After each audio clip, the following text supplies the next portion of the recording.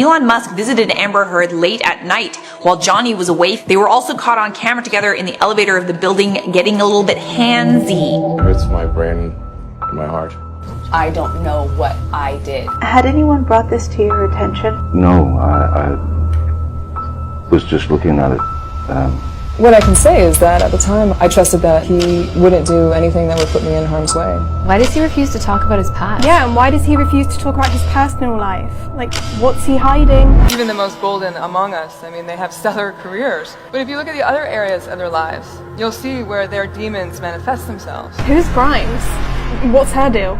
Yeah, she's kind of weird. Well, I shouldn't say too much because I don't want to get anyone in trouble, but he also runs the cult that I'm in. He called a diver of the Thai cave rescue a pedo, as in pedophile. He sold 20,000 flamethrowers online and smoked during a podcast. Do we even got?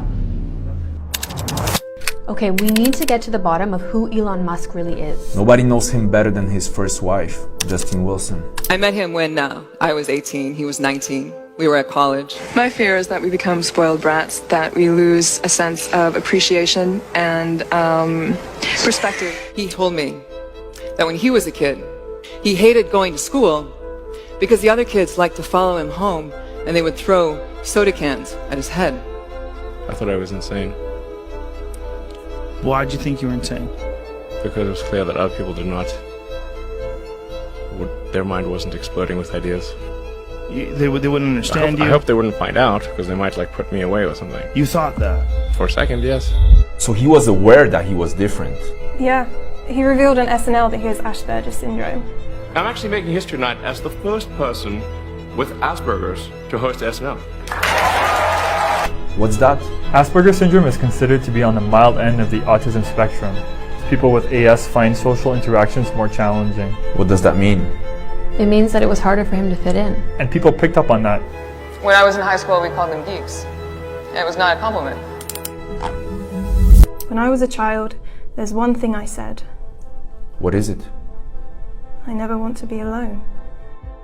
So he sought refuge in computer games, which got him into coding, which led to the creation of his first company, which he sold by the time he was in his mid-20s. So, nobody is throwing cans at him now. It's just a moment in my life. How many kids did they have? 6. I'm only counting 5. I had a son who died at 10 weeks. It was called a SIDS-related incident. And I went to Burning Man, I think 6 times after that happened. And I had a ritual I would do. And I would go to the Temple of Loss, but I always found a place on one of the walls, and I would write, Nevada Alexander Musk. He was a good baby. And then they would set the temple on fire. And that ritual was incredibly comforting to me. Did Elon ever talk about it? No. He just threw himself into his work. Creating a company is almost like having a child. So it's sort of like, how do you say your child should not have food?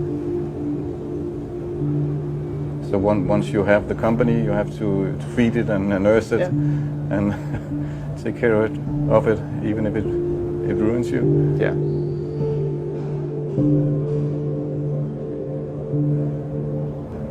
How did you get through that period of crisis?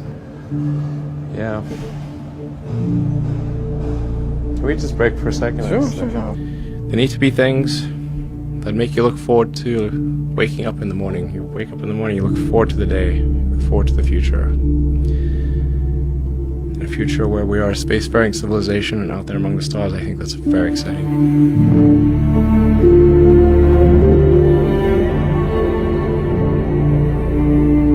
Darkness does not have to mean evil. It can refer to anything that has not yet been brought out into the light, beyond boundaries, beyond our comfort zone, where a lot of us do not want to go. Why did they get divorced? Elon made it clear that he did not want to talk about Nevada's death.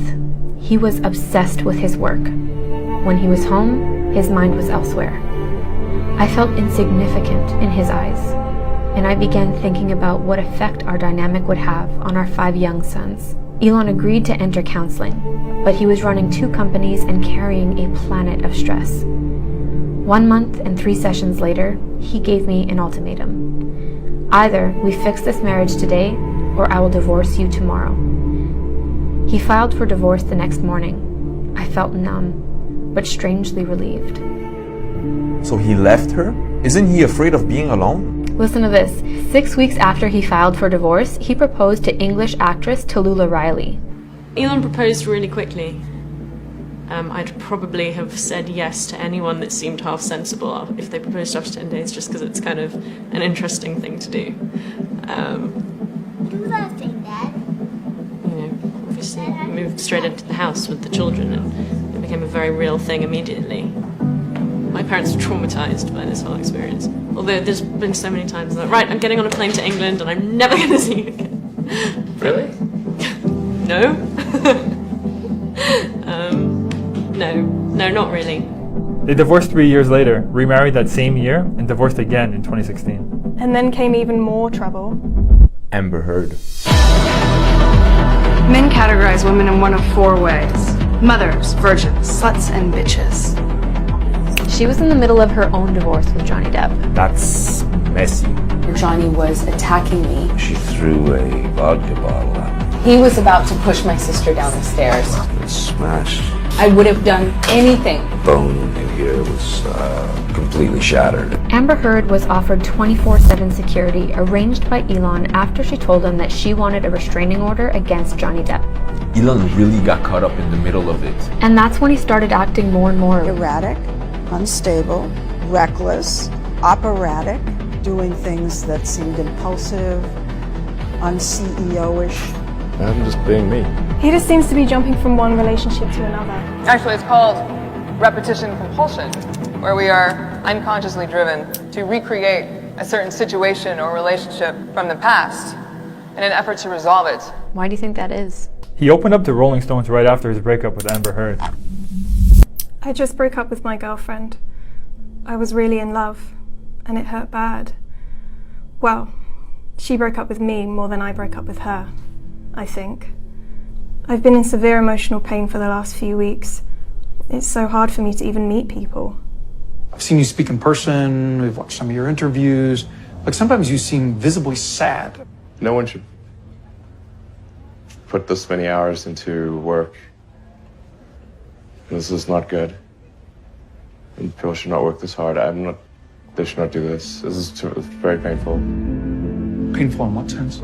It hurts my brain and my heart. Here's what the interviewer wrote. I eventually tell him that it may not be a good idea to jump right into another relationship. He may want to take some time to figure out why his previous relationships haven't worked in the long run. If I'm not in love, if I'm not with a long-term companion, I cannot be happy. I explained that needing someone so badly that you feel like nothing without them is textbook codependence. Musk disagrees strongly. It's not true. I'll never be happy without having someone. Going to sleep alone kills me. In this moment, he seems like a child who's afraid of abandonment. And that may be the origin story of Musk's super ambitions. So this implies that somehow he's still that bullied kid afraid of abandonment. What does he need to learn? If I've had a really rough day and I'm like crying, I always make like good music. Like if I'm just like, Hey, I'm Grimes. You know me as the girl who plays with fire. Oh! But this is the song I roll you in the dark. She's got alien scars tattooed on her back.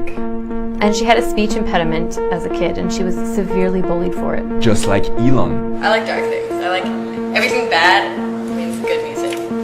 That's why I don't mind if like shitty things happen to me, because then it means I make better art usually. She's showing Elon that there's power in accepting your darkness. You can leverage it. You can create something with it.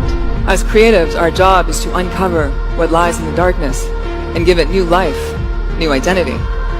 There are people who learn how to interrogate that darkness instead of being crushed by it. And they use their art and their magic and their tech and their intellect to not only show us who we are in a way that we can understand and accept, but also who we can be. They create new tribes and new worlds that call their people home. The best stories are the ones that we surface from the dark.